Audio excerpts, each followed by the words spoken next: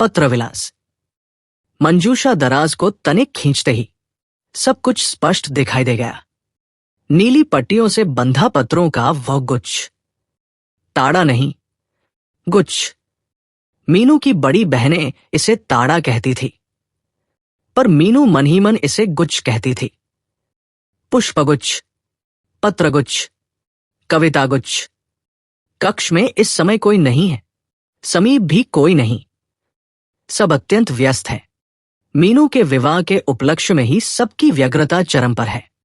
माताजी बड़ी बहन के साथ आपन हेतु निकली है। पिताजी को भी साथ ले जाना वे नहीं भूली। बीथी दीदी और छोटे भ्राता वाहन लेकर शेष निमंत्रण पत्र बांटने गए हैं। अन्य सेवकजन पाकशाला और भांडा कक्ष में व्यस्त है और जमा तावरिंद अपने मित्रों के साथ क्रीड़ा के खेल में मग्न है। मीनू के इस नितांत एकांत कक्ष में अब कोई प्रवेश नहीं करेगा। यदि कोई आता भी है तो द्वार खटखटाकर अनुमति मांगेगा। मीनू के पास पर्याप्त समय है। वह चाहे तो दुख प्रकट कर किसी अनचाहे आगंतुक को लौटा भी सकती है, किंतु कोई नहीं आएगा। मीनू ने उठकर उस अर्ध खुले द्वार को बंद कर दिया। द्वार के इस छोर से उस छोर तक गहरा नीला पर्दा खींच दिया। तदुपरांत निश्चिंत होकर वह मंजूषा के निकट घुटनों के बल बैठ गई। अब उसने पूरी मंजूषा को बाहर खींच लिया। महोगनी की उस काष्ठ का स्पर्श उसके वक्ष से टकराया। मीनू स्वयं ही किंचित मुस्कुरा दी। कुछ समय पूर्व तक उसे इन अनुभूतियों का आभास तक न था। कुछ दिन पहले तक उसका स्वास्थ्य इतना जर्जर जो था। पट्टियों से बंधे उन अनगिनत पत्रों से वो मंजूषा अब आकंठ भर गई थी। अब वहां एक नवीन पत्र रखने का भी स्थान शेष न था। और जैसे स्थान शेष नहीं है, वैसे ही पत्रों की ये श्रृंखला भी अब समाप्त हो रही है। 2 दिनों के पश्चात जो नवीन जीवन आरंभ होने जा रहा है, उसके किसी भी कोने में इन पत्रों हेतु कोई स्थान न होगा। किंतु विगत 5 वर्षों से ये पत्र ही मीनू का एकमात्र न सही मुख्य आधार रहे थे। एक एक पत्र को उसने न जाने कितनी बार पढ़ा होगा, इसकी कोई गणना नहीं है।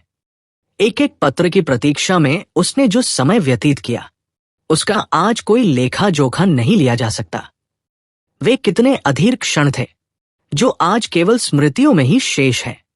मीनू ने कुछ समय पूर्व ही इन पत्रों को कालक्रम के अनुसार पृथक पृथक श्रेणियों में विभाजित कर सहेज लिया था। प्रारंभ में उसे ये विवेक न था।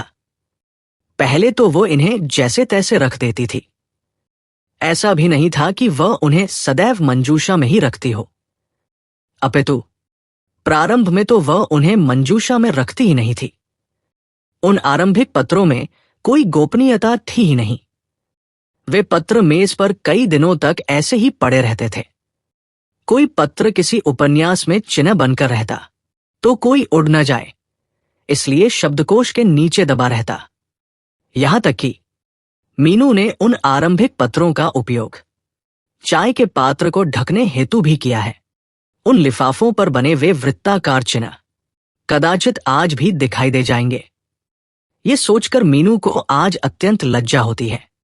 छी छी छी, वो कितनी निर्बोध और कितनी उदासीन थी तब, जबकि उस समय से ही, अपितु उससे भी बहुत पूर्व से ही, उत्पल कुमार राय एक प्रतिष्ठित गायक थे।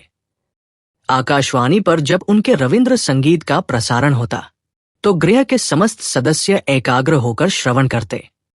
परिवार के प्रत्येक सदस्य और मीनू के मित्रों के मध्य उत्पल कुमार न केवल अपने नाम और कंठ माधुर्य से परिचित थे, अपितु सबके प्रिय गायकों में से एक थे। उनके कीर्तिमान प्रचुर मात्रा में बिकते थे। जो रविंद्र संगीत के अनुरागी थे, वे उन्हें बड़े जतन से संचित करते थे। फिर भी मीनू के पास उन पत्रों का कोई विशेष सत्कार न था। वे अत्यंत साधारण और औपचारिक पत्र थे, 2-4 पंक्तियों में ही समाप्त। सुचरितासु, आपका पत्र प्राप्त हुआ। मेरा कार्यक्रम आपको प्रिय लगा, ये जानकर हर्ष हुआ। शुभकामनाएं एवं प्रति नमस्कार स्वीकार करें। आरंभ में इसी प्रकार के पत्र आते थे, साधारण पोस्ट कार्ड पर या किसी सस्ते कागज पर, जैसे किसी दायित्व का निर्वाह कर रहे हों। मीनू के उन बहुमूल्य रंगीन पैड के कागजों के प्रत्युत्तर में एक उत्तम कागज का उपयोग करने का विचार भी उस भद्र पुरुष के मन में न आया। होंगे वे कोई विख्यात व्यक्ति। उनके उस उपेक्षापूर्ण दान को मीनू अकारण ही इतना सम्मान क्यों दे? मीनू की ज्येष्ठा भगिनी नीति उस समय मीनू की इस उदासीनता की भर्त्सना करती थी। छी मीनू, तेरा ये कैसा स्वभाव है? यदि तू पत्रों को जतन से रख ही नहीं सकती तो उन्हें पत्र लिखती ही क्यों है और उनके प्रत्युत्तर की प्रतीक्षा ही क्यों करती है? मीनू प्रतिवाद करती, किसने कहा कि मैं प्रतीक्षा करती हूं? वे तो बिना मांगे ही लिखते हैं। मझली बहन बीथी कहती, लिखेंगे क्यों नहीं? वे तो हमारी मीनू को देखकर ही मुग्ध हो गए हैं।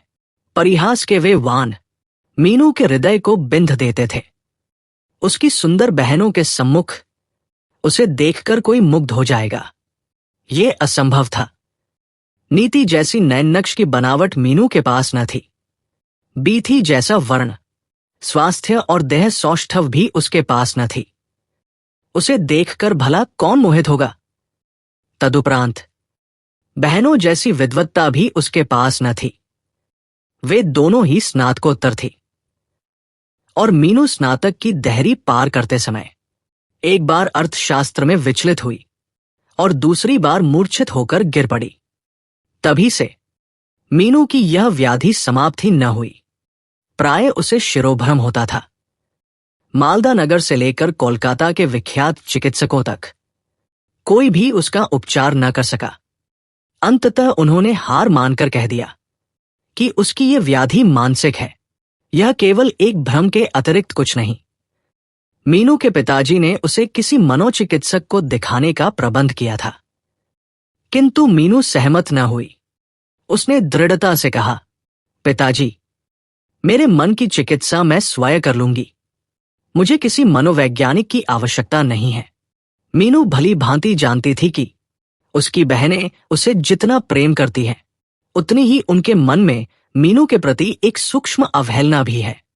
आत्मीय और मित्र मंडली सब स्थानों पर मीनू को केवल सहानुभूति ही प्राप्त होती थी। उसकी एक दूर की ताई जी ने एक बार उसकी माताजी से कहा था, तुम्हारी इस पुत्री का विवाह करना तुम्हारे लिए किंचित दुष्कर होगा बहन। ये वार्ता ओट में खड़ी मीनू ने सुन ली थी। तदुपरांत उसने उन ताई जी और उनके पुत्रों से समस्त संबंध विच्छिन्न कर लिए। ऐसे ही धीरे धीरे उसने अन्यों से भी दूरी बना ली और स्वयं को गृह के एक कोने में सीमित कर लिया। उसकी व्याधियां ही इस एकांतवास का आधार बन गई। ज्वर और शिरोवेदना का क्रम बना ही रहता था, जिससे किसी से न मिलने और कहीं न जाने का एक सुलभ बहाना हाथ में रहता था। मीनू जैसी साधारण कन्या किसी की दृष्टि में आ जाएगी, ऐसा विचार करना भी असंभव था। किंतु आश्चर्य है कि उत्पल राय की दृष्टि उस पर टिक गई। वे उस समय मालदा के एक सांस्कृतिक उत्सव में आमंत्रित होकर अपने सहयोगियों के साथ गायन हेतु आए थे। मीनू का छोटा भ्राता उस उत्सव का एक मुख्य सूत्रधार था। वह उत्पल बाबू को अपने ही गृह पर ले आया था। उनके साथ एक दो अन्य गायक भी थे। सत्कार, परिचय और हास्य विनोद का भार भ्राता और बहनों ने ही संभाल रखा था।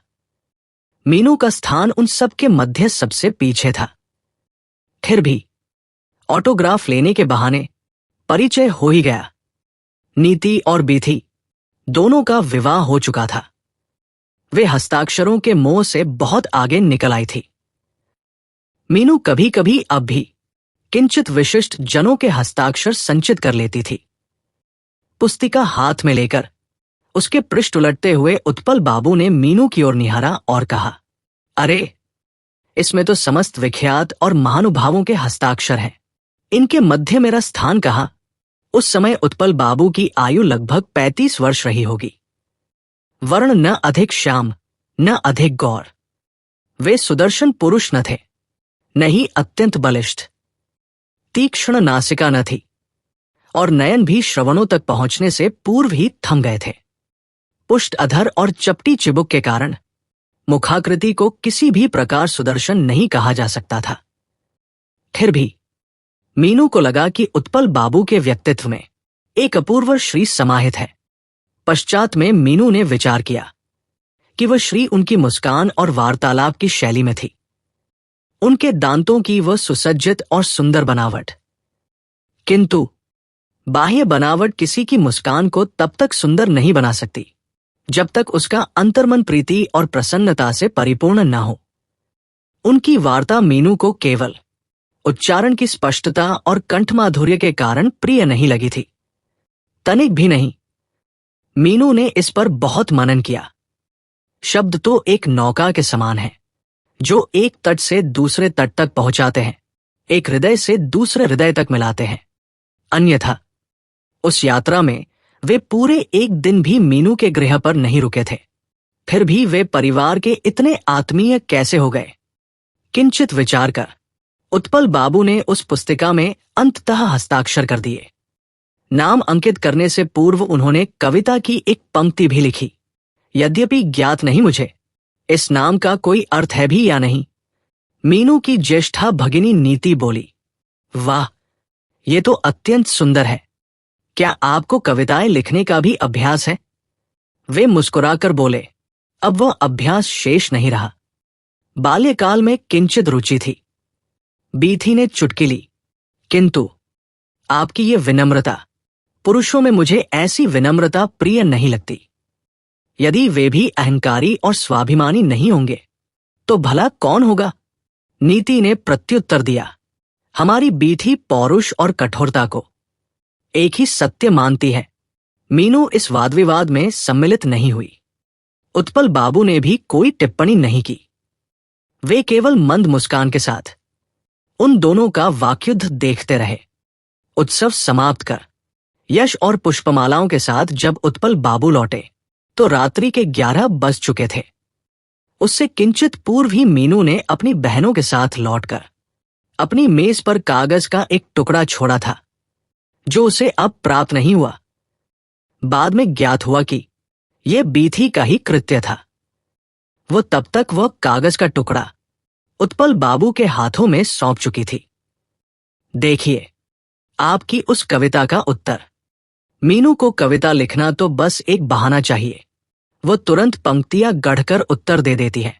उत्पल बाबू ने उत्सुकता से कहा, दिखाइए, मुझे भी देखने दे। तदुपरांत उन्होंने अपने सुरीले और मधुर स्वर में पाठ किया। नाम का अर्थ जग जानता है, नाम का अर्थ मैं अपने अंतर्मन में पहचानती हूं। अपनी कविता को किसी अन्य के कंठ से सुनने का वह सुख मीनू को प्रथम बार प्राप्त हुआ था। उस कागज को अपनी जेब में रखते हुए वे बोले, इस यात्रा का ये मेरा सर्वश्रेष्ठ सम्मान पत्र है। मीनू ने झिझकते हुए पूछा, अरे आप इसे साथ क्यों ले जा रहे हैं? वे मुस्कुराकर बोले, क्या आपने इसे ले जाने हेतु प्रदान नहीं किया था? मीनू अत्यंत लज्जित हुई और मृदु स्वर में प्रतिवाद किया, तनिक भी नहीं। बीथी दीदी ने इसे मेरी मेज से चुराया है और आपने इसे डकैती कर हस्तगत किया है। इतना कहकर मीनू वहां एक क्षण भी न रुकी। अपनी ही धृष्टता पर वह स्वयं लज्जित हो गई थी। छी छी छी। उत्पल बाबू ने उसे कितना निर्लज्ज और वाचाल समझा होगा। बीथी सुंदरी है, उसके मुख से प्रत्येक बात शोभा देती है, किंतु मीनू के पास क्या है? वो किस साहस से मुख उठाती है, मुख खोलती है। अगले दिन प्रातःकाल की रेलगाड़ी से उत्पल बाबू प्रस्थान कर गए। मीनू की इच्छा थी कि वह उन्हें रेल स्थानक स्टेशन तक विदा करने जाए, किंतु वह संभव न हुआ। स्थानक नगर से पर्याप्त दूरी पर था, वाहन में उतना स्थान न था। वो उत्पल बाबू के सहयोगियों से पूर्णतः भर गया था। उन्हें विदा करने हेतु केवल छोटा भ्राता ही साथ जा सका। मीनू ने एकांत पाकर चुपके से बैठक कक्ष में जाकर देखा तो वह स्थान पूर्णतः रिक्त और शांत था। वह स्थल धूम्रपान के अवशेषों और भस्म से भरा हुआ था। रिक्त पैकेट कारपेट पर यत्र तत्र बिखरे पड़े थे, किंतु आराम कुर्सी के हत्थे पर वे अपनी उपस्थिति का एक सुखद संकेत छोड़ गए थे। वे अपनी पुष्पमालाएं वही भूल गए थे। क्या वे वास्तव में विस्मृत हो गए थे? दीदिया क्या कर रही थी? वे उनके इतने निकट थी। क्या एक बार भी उन्हें स्मरण नहीं करा सकी? अथवा क्या वे जानबूझकर उन्हें वही छोड़ गए थे? जूही के फूलों की वह माला चुनकर मीनू ने अपने जूड़े में लपेट ली। ये देखकर बीथी ने कैसी ठिठोली की थी। मुख के निकट मुख लाकर वो गुनगुनाते हुए गाने लगी। माला से झड़ा हुआ फूलों का एक दल मेरे मस्तक पर सजने दो, सजने दो। किंतु तू तो मात्र एक दल से संतुष्ट नहीं हुई, तूने तो समूची माला ही हस्तगत कर ली। मीनू ने रुष्ट होकर वह माला बीथी की ओर उछाल दी। बोली, ले, एक बासी पुष्पों की माला के लिए इतना कोलाहल। जब तक वे यहां थे उनकी दृष्टि तो केवल तेरी ही ओर थी। क्या उतने से तेरा मन नहीं भरा? बीथी ने प्रत्युत्तर दिया, तू भ्रम में है। मुझे तो उन्होंने केवल नयनों से देखा, किंतु मन से तो उन्होंने केवल तुझे ही निहारा है। मीनू ने पुनः पूछा, और ज्येष्ठा दीदी को? बीथी ने हंसते हुए कहा, उन्हें तो कदाचित वे केवल नासिका से सूंघ कर चले गए। बड़ी दीदी ने झिड़कते हुए कहा, वाचाल कही की। वहीं से सब आरंभ हुआ। उन कागज के टुकड़ों और कविता की उन पंक्तियों से। उत्पल बाबू ने कोलकाता पहुंचकर भ्राता को अपने सुरक्षित पहुंचने का समाचार दिया था। उस पत्र के अंत में मीनू की चर्चा थी। उसकी कविता कदाचित उत्पल बाबू को अत्यंत प्रिय लगी थी, उनके मित्रों को भी। भ्राता ने हंसते हुए कहा, अब मीनू को कौन थाम सकता है?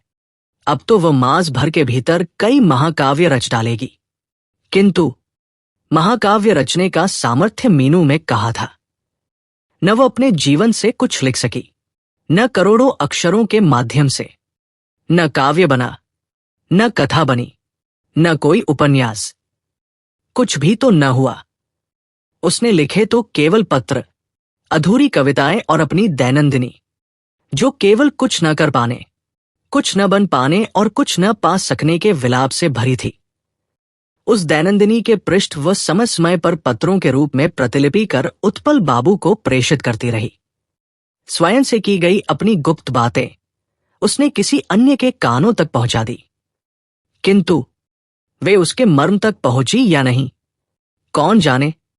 पत्र का सूत्रपात मीनू ने ही किया था।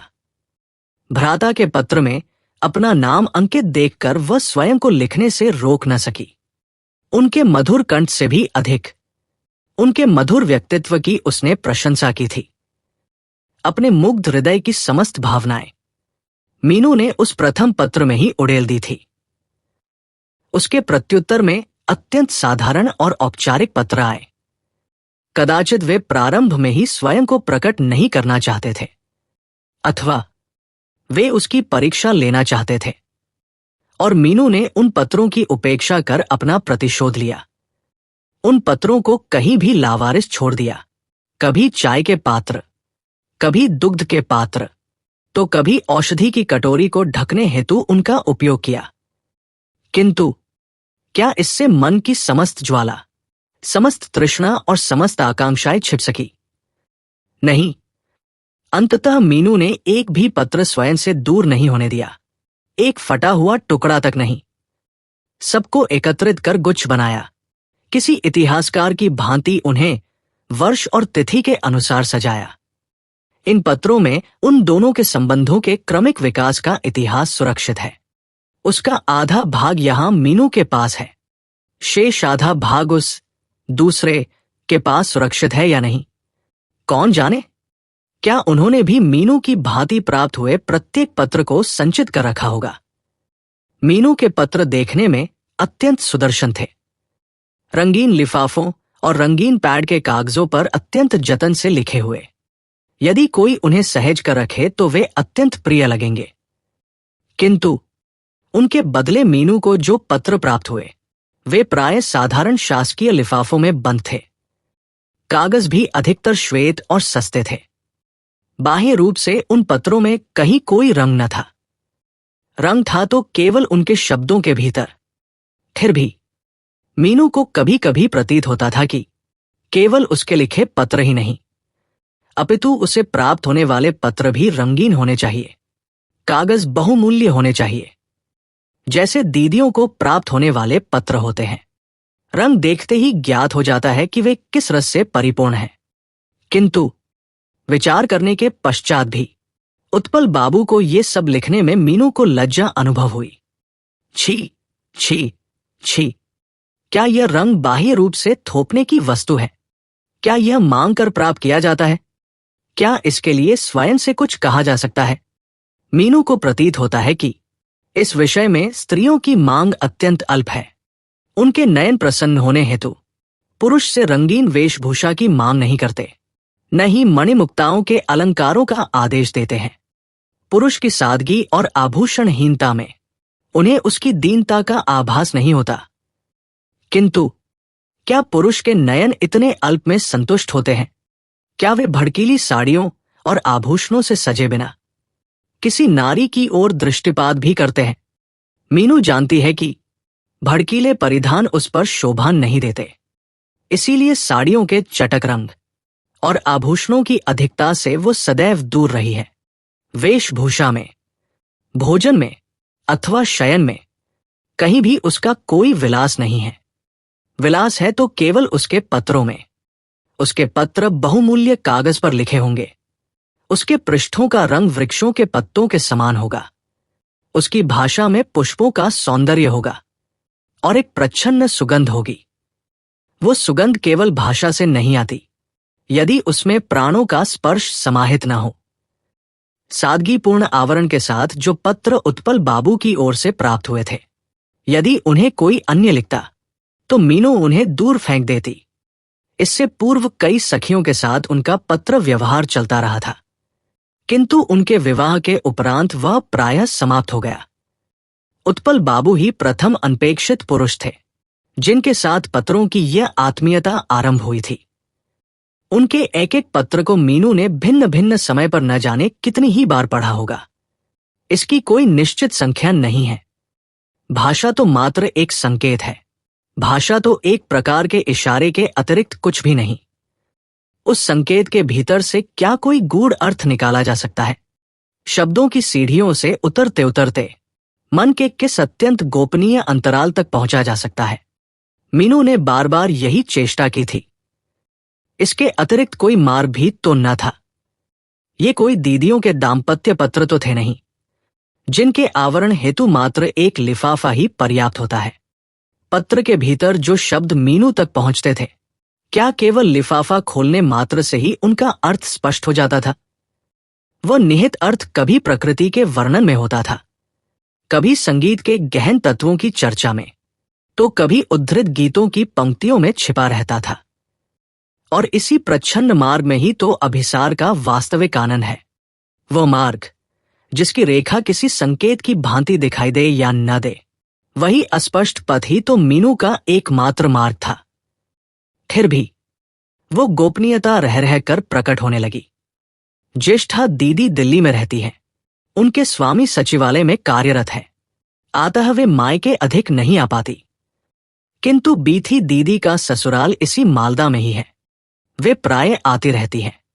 सप्ताह में एक दो दिन यदि वे न आए तो पिताजी को अस्वस्थता अनुभव होने लगती है। भेंट हेतु आने पर बीथी कभी कभी मीनू के पत्र खोल लेती है, उन्हें पढ़ती है और मुख दबाकर मंद मंद मुस्कुराती है। मीनू को यह समझने में विलंब नहीं होता कि इस हास्य विनोद का स्रोत कहाँ है। वो रुष्ट होकर कहती, तूने मेरा पत्र क्यों पढ़ा? विवाह के पश्चात क्या तेरा शिष्टाचार पूर्णतः लुप्त हो गया है? बीथी हंसते हुए कहती, इतना उत्तेजित क्यों हो रही है? ये न तो किसी पति का पत्र है, न ही किसी प्रियतम का। ये तो हमारे पारिवारिक मित्र का पत्र है। इसमें ऐसी कौन सी गोपनीय वार्ता है जिसे तू छिपा कर रखेगी? वह परिहास किसी विषैले वाण की भांति मीनू के हृदय में बिंध जाता था। छिपाने योग्य कुछ भी नहीं है, यही तो उसका सबसे बड़ा दुख था। इससे श्रेष्ठ तो तब होता यदि वास्तव में कुछ छिपाने योग्य होता, कोई ऐसी अत्यंत गंभीर और प्राणघातक बात जिसे पढ़कर मीनू लज्जा से भर जाती। तब कदाचित वह सर्वाधिक प्रसन्न होती। किंतु वैसा होना संभव न था। फिर भी पत्र पूर्णतः रिक्त है, ऐसा भी भला कैसे कहा जा सकता है? पत्रों के भीतर से कुछ भी प्राप्त नहीं होता, अथवा प्रेषक की कुछ भी प्रदान करने की इच्छा नहीं है। मीनू का मन इस सत्य को स्वीकार नहीं करना चाहता था। एक दिन मीनू ने माताजी के सम्मुख जाकर परिवाद किया। सुनिए माताजी, बीथी दीदी का ये कैसा स्वभाव है? माताजी ने पूछा। पुनः क्या हुआ तुम दोनों के मध्य? मीनू बोली, बीथी दीदी मेरे पत्र क्यों पढ़ती है? इतने पत्र प्राप्त होने पर भी क्या उनकी तृप्ति नहीं होती? उनकी सखिया है, उनके मित्र हैं, उनके स्वामी भी प्रति सप्ताह शिकागो से पत्र लिखते हैं। फिर भी मेरे पत्रों की ओर उनकी दृष्टि किसी शिकारी पक्षी की भांति क्यों टिकी रहती है? बीथी मुस्कुराते हुए कहती, सावधान, शिकारी पक्षी मत कहना। सब मुझे मृगाक्षी, मीनाक्षी और मयूराक्षी कहते हैं, और तू मेरी तुलना उस क्रूर पक्षी से कर रही है। माताजी भी मुस्कुरा देती है। इसमें दोष तो तुम्हारा ही है बीथी। तुम्हें उसकी व्यक्तिगत पत्राचार में हस्तक्षेप नहीं करना चाहिए। फिर मीनू की ओर निहारते हुए कहती है, किंतु मीनू, उत्पल बाबू भी प्रति सप्ताह तुझे इतना क्या लिखते हैं भला? और तू भी कदाचित सप्ताह में 2 पत्र लिखती है। ऐसी कौन सी वार्ताएं हैं जो समाप्त ही नहीं होती? मेरी समझ से तो परे है। मुझे तो 2 पंक्तियां लिखने में ही आलस्य आता है। नीति की सास ने 1 मास पूर्व पत्र भेजा था, आज तक उसका प्रत्युत्तर नहीं दे सकी हूं। निरंतर प्रतिवाद करते करते अंततः मीनू उन पत्रों पर अपना पूर्ण अधिकार स्थापित कर लेती है। अब बीथी उसके पत्र नहीं खोलती। कदाचित मीनू को कष्ट होगा और उसकी व्याधि बढ़ जाएगी। इसी सहृदयता के कारण सब मौन हो जाते हैं। ऐसा भी नहीं था कि सदैव सुदीर्घ पत्र ही आते हों। कभी कभी मात्र 1-2 पंक्तियों में अथवा कविता की कुछ पंक्तियों के साथ उत्पल बाबू पत्र समाप्त कर देते थे। तदुपरांत पुनः विस्तार से पत्रों का क्रम आरंभ होता। मीनू की रोगशैया पर औषधियां और फल तो आते ही थे, किंतु साथ ही लिफाफों में बंद हुए पत्र भी आते थे। कदाचित ही कोई सप्ताह रिक्त जाता हो। प्रारंभ में उन पत्रों के भीतर कुछ विशेष हो या ना हो, मीनू को आभास होता कि इस नियमित अंतराल पर पत्रों का आना ही तो अनुराग है। नियम, कड़वी औषधि के समान नियम मीनू हेतु विष के समान थे। स्नान, भोजन और विश्राम का कोई भी नियम वह मानना नहीं चाहती थी, किंतु पत्रों का यह नियम ही उसका एकमात्र अपवाद था। मीनू को पत्र लिखना प्रिय लगता था और उन्हें प्राप्त करना और भी सुखद। किंतु यह सत्य कितना प्रगाढ़ है, इसकी उचित परीक्षा नहीं हो पाती। कभी उसे लगता कि लिखना ही उसे अधिक प्रिय है। निरंतर लिखते जाना ही तो वास्तविक प्राप्ति है। स्वयं को अर्पित करते करते ही स्वयं को प्राप्त करने का आनंद अधिक मिलता है। शैया पर लेटे लेटे मीनू को जो पत्र प्राप्त होते थे, उनमें ही आत्मीयता का स्वर अधिक मुखरित होता था। उनमें से कई तो उसे कंठस्थ हो गए हैं। तुम्हारी व्याधि के विषय में जितना श्रवण करता हूं, अपने स्वास्थ्य के प्रति मेरी लज्जा उतनी ही बढ़ जाती है। मुझे आभास होता है कि मैं जैसे एकाकी ही अत्यंत स्वार्थी व्यक्ति की भांति जीवन के समस्त सुख और संपदा का उपभोग कर रहा हूं। मेरे संगीत के कार्यक्रम हैं, महाविद्यालय है, सहयोगियों के साथ निरंतर भागदौड़ का कोई अंत नहीं है। आज आगरा, कल दिल्ली, परसों मुंबई और उसके पश्चात मद्रास। यद्यपि ये केवल मेरे स्वयं हेतु नहीं है, एक संस्था को जीवित रखने का उत्तरदायित्व मुझ पर है, जिससे कई अन्य जनों की आजीविका भी जुड़ी है। मेरे पास तर्क है, बहाने हैं। कभी कभी ऐसा भी होता है कि उन्हीं तर्कों की आड़ में मैं अपने वास्तविक उत्तरदायित्वों से विमुख हो जाता हूं। न जाने कितने ही छलों से जीवन भर जाता है। फिर भी इतने कार्यों और छलों के मध्य भी कभी कभी नितांत एकांत और निर्जन क्षण आते हैं।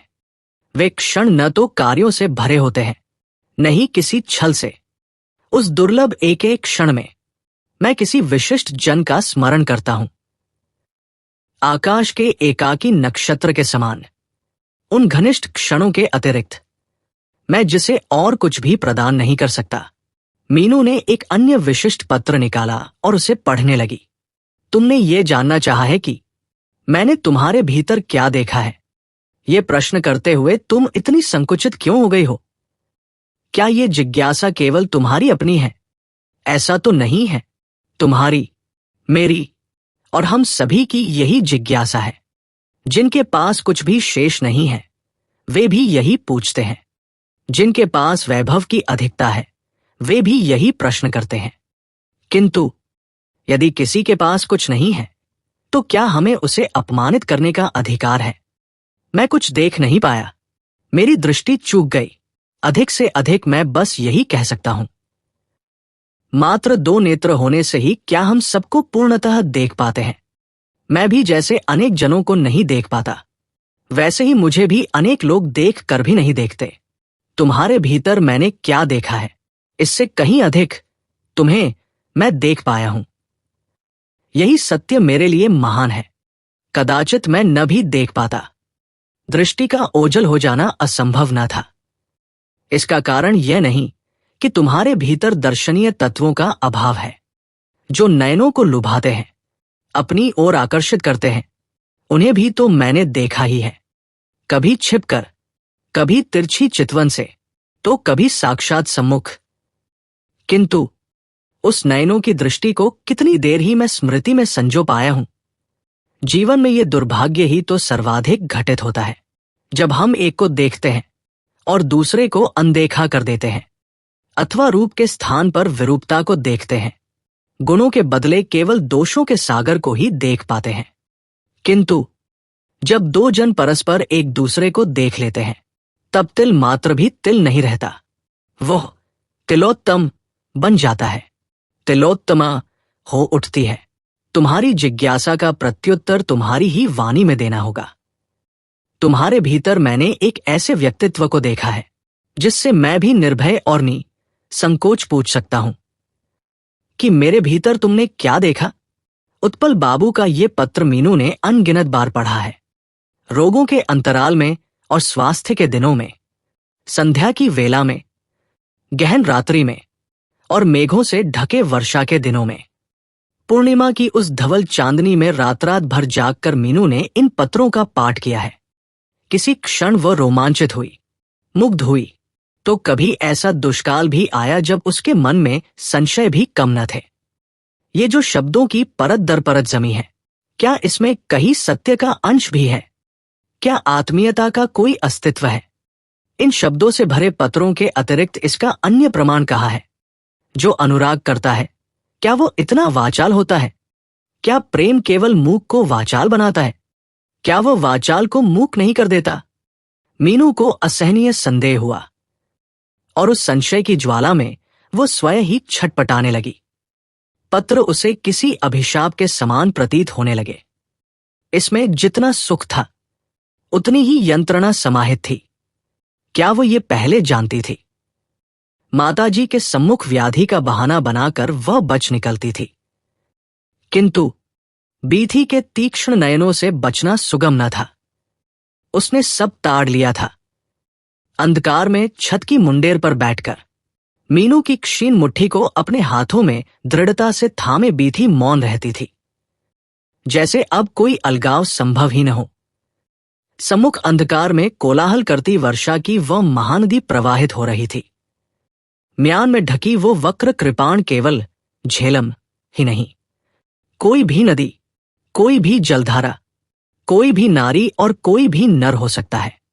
उसकी वो वक्र धार अचानक किसी भी हृदय को बींध सकती है, किसी भी क्षण। बीथी ने अत्यंत धीमे स्वर में कहा, मीनू, तू ये पत्राचार त्याग दे। मीनू ने पूछा, क्यों बीथी दीदी? बीथी ने प्रत्युत्तर दिया, यदि तूने इसे नहीं त्यागा तो तेरी ये व्याधि कभी शांत न होगी। प्रारंभ में हमें लगा कि पत्र प्राप्त करना और लिखना तेरे लिए मनोरंजन का साधन होगा, तू प्रसन्न रहेगी, किंतु यहां तो परिणाम पूर्णतः विपरीत दिखाई दे रहे हैं। मीनू ने तर्क दिया, बीथी दीदी, साक्षात ऐसे कौन से सुख हैं जिसमें दुख का सम्मिश्रण न हो? कहो तो। बीथी रुष्ट होकर बोली, तू अपनी ये घिसी पिटी सैद्धांतिक बातें अपने पास ही रख। आनंद के स्वाद और दुख कष्ट की यंत्रणा के स्वाद में कोई साम्यता नहीं होती। ये सब कवियों का विलास मात्र है। तू मेरी साड़ियों और आभूषणों के विलास पर कटाक्ष करती है, किंतु ये मानसिक विलास तो उससे भी कहीं अधिक भयावह है। मीनू ने इस कथन का कोई उत्तर नहीं दिया।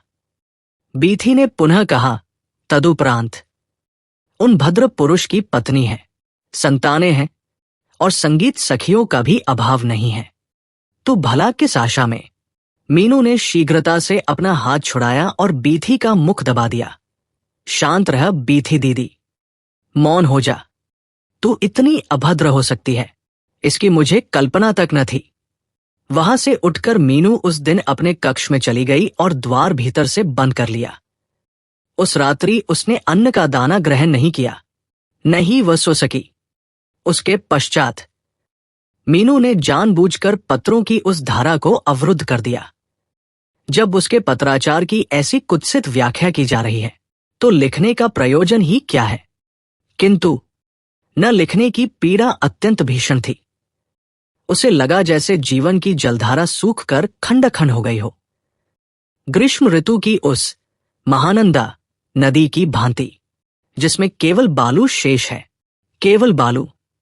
उसके न लिखने पर भी एक नहीं, दो दो पत्र उत्पल बाबू की ओर से आए। मीनू ने उन्हें पढ़ा, बार बार पढ़ा, किंतु कोई प्रत्युत्तर नहीं दिया। ये एक विचित्र कौतुक था। वह चाहती थी कि वे विचार करें, वे उद्विग्न हों। उनके मन में यह विश्वास सुदृढ़ हो जाए कि मीनू किसी भीषण व्याधि से ग्रस्त हो गई है और अंततः उसके प्राण पखेरु उड़ गए हैं। यदि कोई इस प्रकार अचानक शांत हो जाए और दूसरे को इसका किंचित आभास भी न हो और अनभिज्ञ रहकर वो सुदूर प्रदेश से जीवन भर उसे पत्र लिखता रहे, तो कितना अद्भुत होगा। पत्र पर पत्र, पत्रों की अटूट श्रृंखला। मीनू का अस्तित्व शेष न हो, किंतु उसके नाम से वे पत्र आते रहें।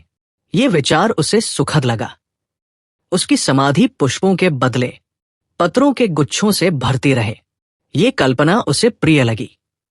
क्या उसे इतना अनुराग करने वाला कोई नहीं है जो प्रत्युत्तर न मिलने पर भी पत्र लिखता रहे?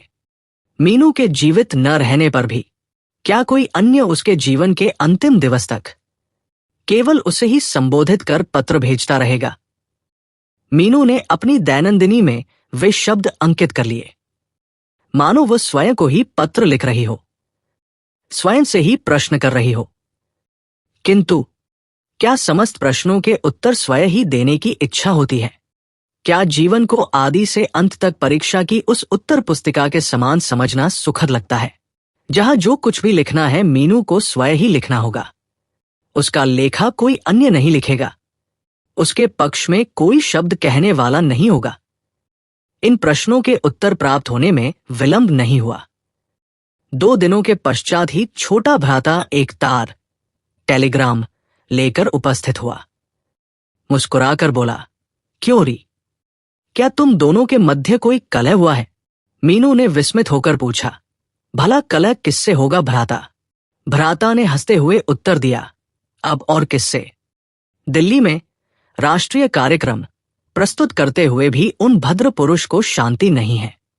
हमारे कार्यालय में तार भेजा है, वे जानना चाहते हैं कि तुम कैसी हो।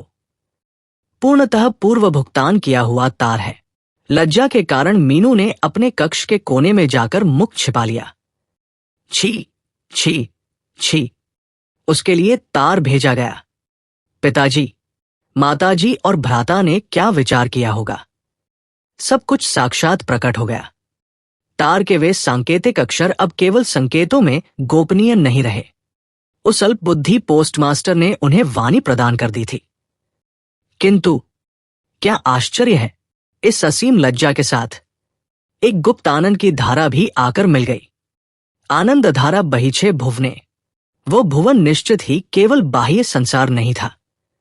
संयुक्त वेणी के समान 2 धाराओं ने मीनू को घेर लिया। प्रकट हो जाने की लज्जा और प्रकट हो जाने का गर्व, समर्पित होने का भय और समर्पित कर देने की आत्मतृप्ति। कौन कहता है कि आनंद की धारा शुद्ध और एकमार्गी होती है? बीथी कुछ नहीं जानती, तनिक भी नहीं। जीवन के न जाने कितने स्वाद विषाद के आवरण में लिपटे होते हैं। बीथी को इसका लेश मात्र भी ज्ञान नहीं है। केवल तार ही नहीं, कोलकाता से कुछ नवीन कीर्तिमान रिकॉर्ड भी आए। उत्पल दाने वे सीधे मीनू के नाम ही प्रेषित किए थे। केवल मीनू के नाम। ग्रीष्म के पश्चात वर्षा का आगमन हुआ। मीनू की खिड़की के नीचे महानंदा नदी लबालब भर गई, वेग से प्रवाहित होने लगी। उस प्रवाह का कोई अंत नहीं है। दिशा और ज्ञान से शून्य होकर वो बस दौड़ी चली जा रही है। मीनू के कक्ष में वर्षा के गीत गूंजते हैं। आज आकाश के मन की बात झरझर बज रही है। सारे प्रहर मेरे हृदय के मध्य। मीनू के कंठ में सुर नहीं है। वो गहन रात्रि में एकांत में स्वयं ही पाठ करती है, श्रावण की धारा के समान। झड़कर गिरो, झड़कर गिरो, तुम्हारा वही सुर मेरे मुख पर, मेरे वक्ष पर। चिकित्सक के निषेध की अवहेलना कर। मीनू खिड़की खोलकर उसके निकट जाकर खड़ी हो जाती है। लौह शलाकाओं ग्रिल के साथ स्वयं को एकाकार कर देती है।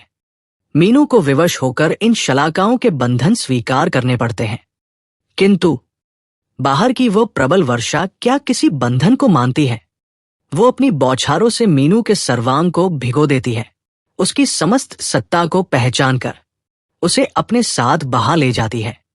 मीनू पाठ करती है, जो कुछ भी जर्जर है मेरा, छिन्न भिन्न है मेरा जीवनहीन, उसी की परत दर परत पर झड़कर गिरे सुरों की धारा।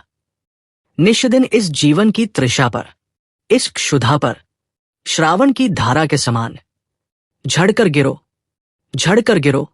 आश्चर्य है, इतना भीगने के पश्चात भी मीनू इस बार व्याधिग्रस्त नहीं हुई। पिताजी के चिकित्सक मित्र ने हंसते हुए कहा, तुम स्वस्थ हो गई हो पुत्री। तुम्हारी व्याधि तो वास्तव में मन में थी।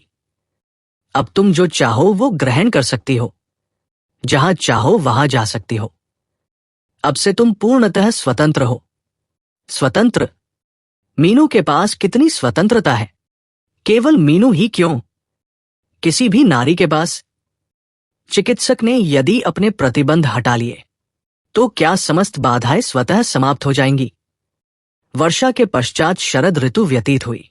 शीत ऋतु आई और गई। महानंदा पुनः क्षीण हो गई, आनंदहीन हो गई। किंतु मीनू को जिस वर्षा ने आकर भिगोया था, उसे आकंठ भर दिया था, वो वर्षा अब वहां से प्रस्थान करने को उद्यत न थी। सब कह रहे हैं, तू स्वस्थ हो गई है मीनू, तू अब भली चंगी है। माता पिता के इन शब्दों के भीतर जैसे कोई गूढ़ अर्थ छिपा है। मीनू उसे अनुभव करती है और उस अनुभव से उसे तनिक भी सुख नहीं मिलता। वह इतना स्वस्थ होना भी तो नहीं चाहती थी। वह ऐसी आरोग्यता भी तो नहीं चाहती थी। उधर उसके आत्मीय जनों के मध्य षड्यंत्रों का जाल बुना जा रहा है। वर की खोज निरंतर जारी है। समाचार पत्रों में विज्ञापन दिए जा रहे हैं। छी छी छी। सुना है कि अब पत्रों का आना भी आरंभ हो गया है। ये पत्र भी भला कैसे पत्र है। आम्र वृक्षों पर बौर आ गए हैं। टहनियां जैसे उनके भार से झुकी जा रही हैं। मीनू दिन रात अपनी खिड़की खुली रखती है। पवन के झोंकों के साथ उन मुकुलों की सुगंध भीतर आती है। मालदा में वास करते हुए भी मीनू पके हुए आमों को स्पर्श तक नहीं करती। पके आमों की गंध उसे प्रिय नहीं है। वह तो केवल उन मुकुलों की उपासक है। जब तक दिन का प्रकाश रहता है, मीनू एकटक वृक्षों के शिखर पर होने वाली उस पुष्प वर्षा को निहारती रहती है। तदुपरांत जब आलोक ओझल हो जाता है तो अंधकार में वो सौरभ और भी सघन हो जाता है। वह और भी घनिष्ठ होकर समीप आता है, जैसे वो मीनू के वेश और परिधान के साथ एकाकार होकर रहना चाहता हो। उस गंध के पश्चात स्वर की लहरिया, किंतु उस सुर में भी केवल सुगंध की ही चर्चा है। उत्पल दा का नवीन कीर्तिमान प्रसारित हुआ है। मन कहता है, पहचानता हूं, पहचानता हूं इस पवन में बहती उस सुगंध को। पहचानती हूं, पहचानती हूं। किंतु क्या वास्तव में पहचानती हूं? तदुपरांत वही घटित हुआ जो नियत था। उन बिचौलियों के प्रयासों के फल लग गए। पिताजी ने मीनू को अपने कक्ष में बुलाया। माताजी भी वहां थी। बीथी भी उपस्थित थी। किंतु मीनू के आते ही सब एक एक कर बाहर निकल गए। पिताजी ने अपनी आसंदी घुमाई और मीनू की ओर निहारते हुए बोले, जलपाईगुड़ी वाले उस संबंध को मैंने निश्चित कर दिया है मीनू। मीनू जानती थी कि इसी सूचना हेतु उसे यहां पुकारा गया है। उसने दृष्टि नीची कर ली और मृदु स्वर में कहा, मुझसे ये सब बातें क्यों कहना? मैं तो पूर्व में ही कह चुकी हूं कि मैं विवाह नहीं करूंगी। पिताजी ने दृढ़ता से कहा, वो मैंने सुन लिया है, किंतु तुम्हारे इस अस्वीकार का कोई ठोस कारण नहीं है। मीनू ने किंचित मुख ऊपर उठाकर पूछा, क्यों? पिताजी बोले, पुत्र हो या पुत्री, जो किसी ज्ञान विज्ञान की साधना में लीन हो अथवा जिन्होंने स्वयं को राष्ट्र सेवा हेतु समर्पित कर दिया हो, उनके विवाह न करने का अर्थ तो मेरी समझ में आता है, किंतु तुम जैसी कन्याओं के लिए विवाह न करने का कोई अर्थ नहीं है। मीनू ने पुनः अपनी आंखें झुका ली। पिताजी ने आगे कहा, इतने समय तक तुम अस्वस्थ थी। मैंने कुछ नहीं कहा, किंतु अब तो वैसी कोई व्याधि शेष नहीं है। मीनू बोली, आपको कैसे ज्ञात कि वह शेष नहीं है? पिताजी, आप एक विख्यात अभियंता हैं, किंतु आप चिकित्सक तो नहीं हैं। पिताजी ने गंभीरता से उत्तर दिया, मीनू, पिता को कभी अधिवक्ता बनना पड़ता है, कभी चिकित्सक, तो कभी गुरु बनकर उचित मार्ग दिखाना पड़ता है। उसके उत्तरदायित्व असीम है। मीनू समझ गई कि अब प्रतिवाद करना व्यर्थ है। उसने मन ही मन विचार किया, जानती हूं पिता को सब कुछ बनना पड़ता है, बस उसे कवि नहीं बनना चाहिए, कलाकार नहीं होना चाहिए, प्रेमी नहीं होना चाहिए। यद्यपि शहनाइयां अभी नहीं बजी थी, किंतु समूचे गृह में विवाह का राग गूंजने लगा था। मीनू को भी समय से पूर्व ही वधू के वेश में सजना ही होगा। ज्येष्ठ भ्राता गुवाहाटी के महाविद्यालय में आचार्य हैं। उन्हें तार भेजा गया है, वे यथाशीघ्र सपरिवार आ जाएं। छोटे भ्राता ने भी कार्यालय से अवकाश ले लिया है। समीप होने के कारण सारा भार उन्हीं पर है। निमंत्रण पत्र मुद्रित हो चुके हैं, किंतु घनिष्ठ आत्मीय जनों को केवल मुद्रित पत्र देना तो उचित नहीं। आतप पत्र लेखन का कार्य चल रहा है। पिताजी लिख रहे हैं, माताजी लिख रही हैं और बहनें भी व्यस्त हैं। आज जैसे सबके लिए पत्र लेखन का ही पर्व है, किंतु इतने कार्यों और व्यस्तता के मध्य भी माताजी मुख्य बात विस्मृत नहीं हुई थी। उन्होंने मीनू को एकांत में बुलाया, उसकी पीठ पर ममत्व भरा हाथ फेरा और ललाट से बिखरे केशों को हटाते हुए पूछा, उन पत्रों का क्या किया तूने? मीनू एक क्षण मौन रहकर बोली, भला क्या करूंगी? माताजी ने कहा, इन्हें नष्ट कर दे मेरी श्रेष्ठ पुत्री। अब इन सबकी कोई आवश्यकता शेष नहीं है। यद्यपि इनमें कुछ अनुचित नहीं है, फिर भी यदि कोई इन्हें पढ़कर कुछ अन्यथा विचार करे तो। मीनू ने कोई उत्तर नहीं दिया। माताजी पुनः बोली, न जाने किस बात का क्या अनर्थ हो जाए, अंततः अशांति की कोई सीमा न रहेगी। मीनू ने माताजी को आश्वस्त किया, आप चिंता न करें, जो उचित होगा वो मैं स्वयं कर लूंगी। बीथी को भी उन्हीं पत्रों की चिंता सता रही थी। यहां शुभचिंतकों की कोई न्यूनता न थी। बीथी ने दो दो बार पूछा, मीनू, उन पत्रों का क्या किया तूने? मीनू बोली, अभी तो कुछ भी नहीं किया। बीथी ने परामर्श दिया, अब विलंब मत कर, जो भी करना है अभी निर्णय ले ले। यदि इन्हें नष्ट नहीं करना चाहती तो जिसका पत्र है उसे लौटा भी सकती है। मीनू ने झिझकते हुए कहा, छी। बीथी बोली, छी क्यों? सुना है कि अनेक लोग ऐसा ही करते हैं। मीनू ने दृढ़ता से कहा, तू व्यर्थ चिंता न कर, जो करना है मैं स्वयं देख लूंगी।